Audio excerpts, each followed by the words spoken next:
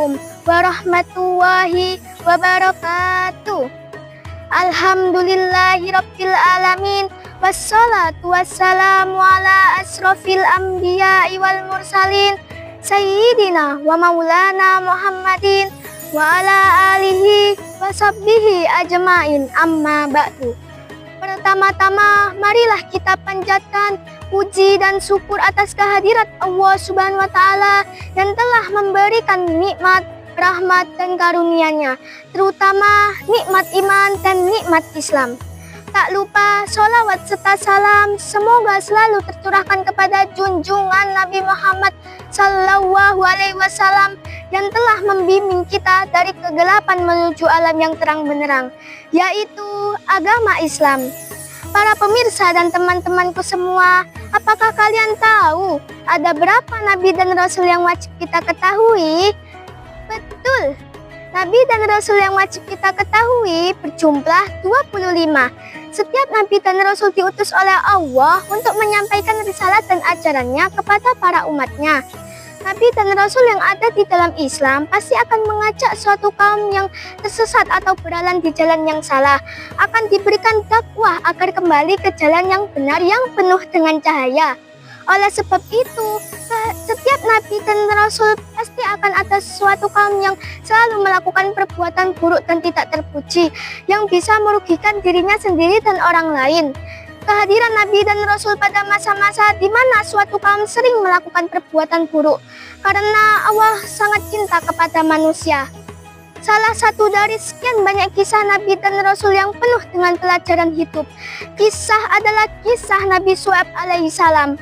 Teman-teman, kalian sudah tahu belum apa nama kaum dari Nabi Syuaib?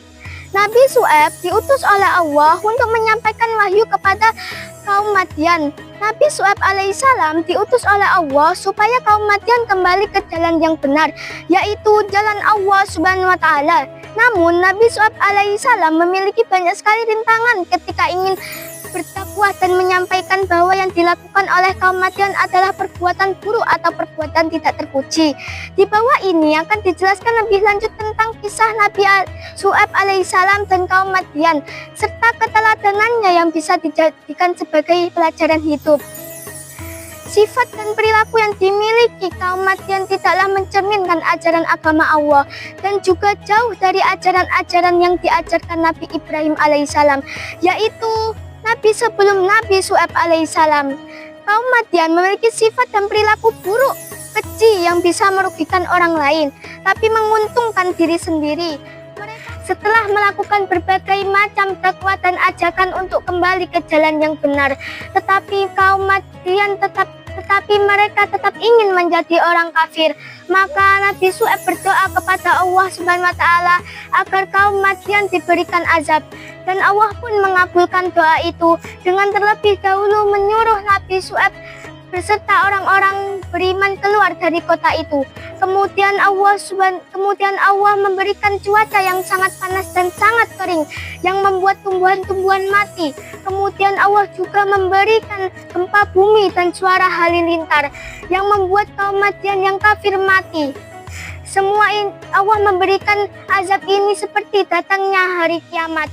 Para pemirsa dan teman-temanku semua, dari kisah Nabi Syuaib ini mempelajarkan kita bahwa menjadi manusia tidak boleh berbuat curang dan melakukan berbagai macam kerusakan dan kemaksiatan.